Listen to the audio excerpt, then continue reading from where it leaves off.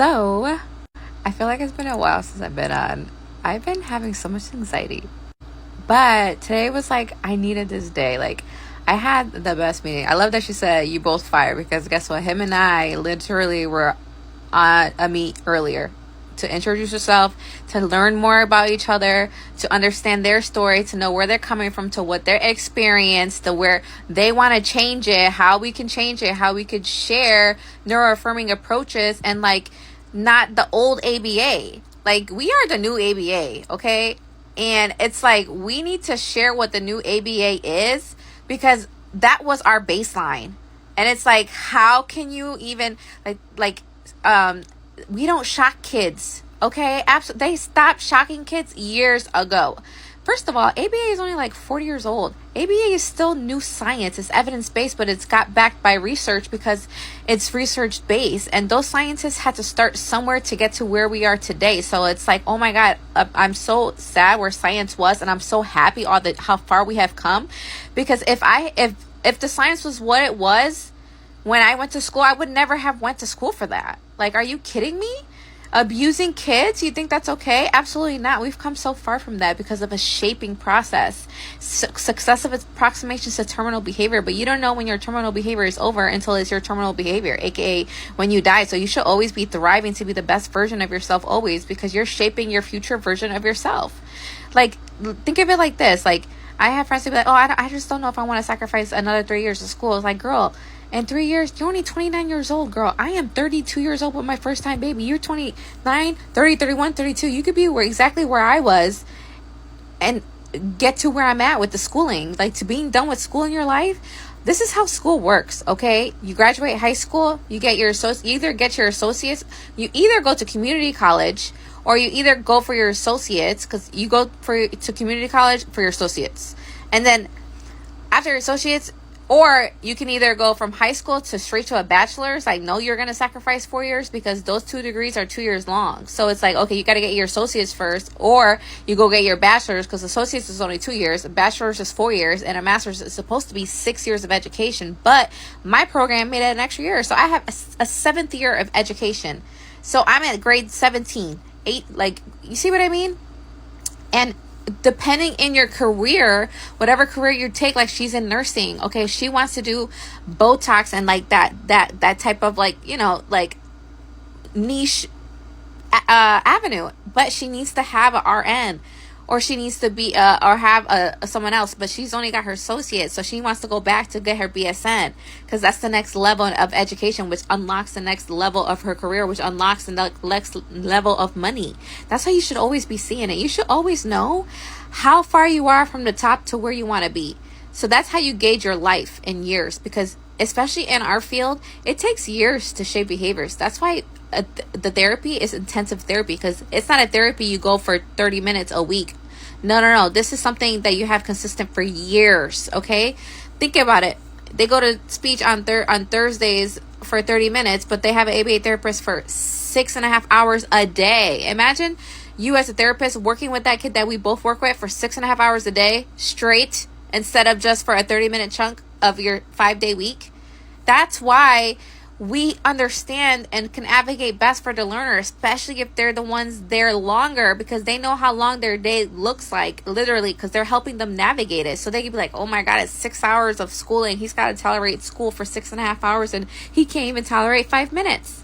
See what I mean? You always have to individualize your timeline to the student that you're working with, because your timeline is their timeline, because you're the one shaping their behaviors and letting them knowing when to shape it and giving them opportunity to get it independently, because you're teaching these skills to fade out so that you could hit mastery. Because you should see it like this: when you're working with a learner, it's like levels. Like once you unlock that level, you're like, yes, it's like playing a video game, because you have to win. And it's like playing Mario, like do do do do do do do do do.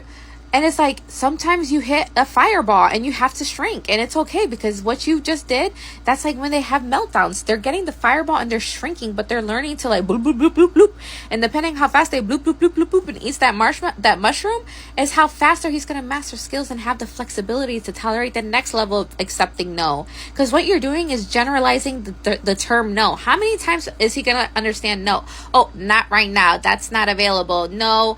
No, it's not your time yet. You see what I mean? There's variability in categories of one concept that you have to generalize quickly. So once you introduce it, you want to say, like teaching DTI, you never just say like touch this, touch that, touch this. Like, are you kidding me? That's boring. What kid would enjoy that? No, you're like, okay, ready? Let's see. Okay, where's the cat? Find the dog. Touch the hot. You can even. I always integrated the programs within each other, expressive and receptive, because you're like, okay, which one?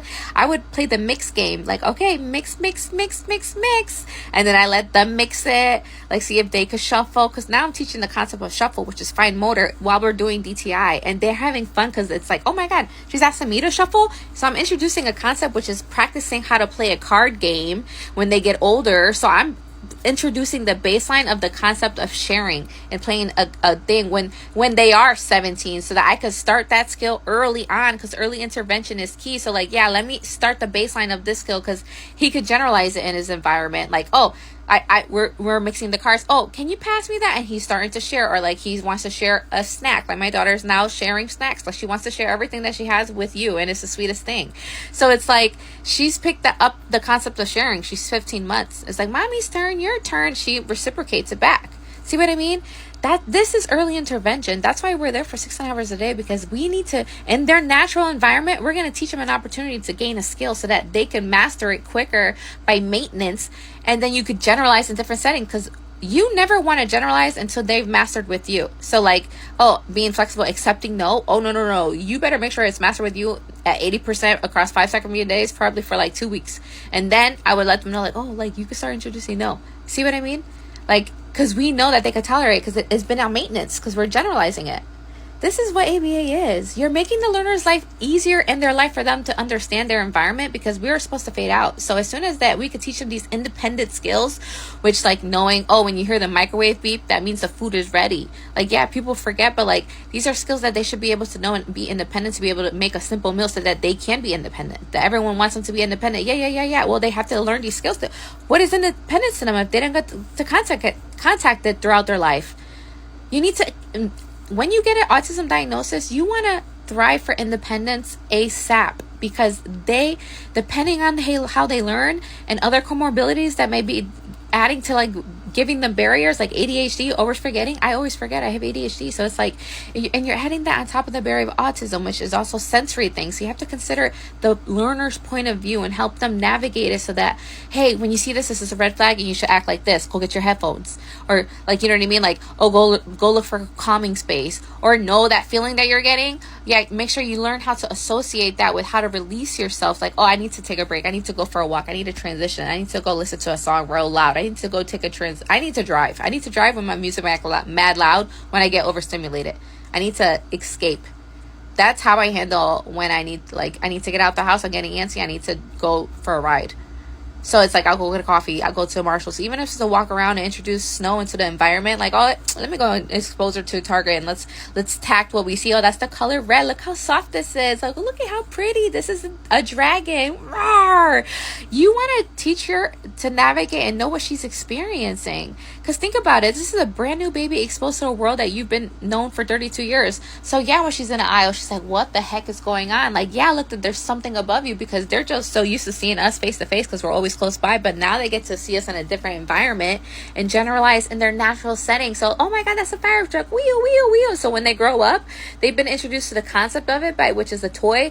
Usually it's 2D, and then you go to 3D. When you're teaching learners, you're going to teach them first in 2D, like flat, like a picture, DTI. That's why DTI is only early intervention, because they need to visually see what's in their environment, so that they could tact it in real life and know the function of it when they could understand that concept, because they've been exposed to the visual of it forever. And as they get older, they learn these skills naturalistically, because you don't experience a fire truck going around unless you're in a fire alarm, or if there's a school alarm, or you get stuck when they're trying to back into the firehouse. So you're not exposed to them until you reach that contingency in life. So it's like, you don't know when they're going to reach it, but like at least instill it in them now, so they have a concept. So when they do see it in the next phase, because there's phases, 2D, 3D, then real life, and then you could hear it, and then maybe you get to touch it. If you went to like if they came to your school and you remember that forever, like how thick the hose feels when the water goes through it. See what I mean? That's what ABA is. You're teaching them their environment and helping the people in their environment understand what's happening to them, so that we could help them navigate this environment. Hello? help them advocate for themselves.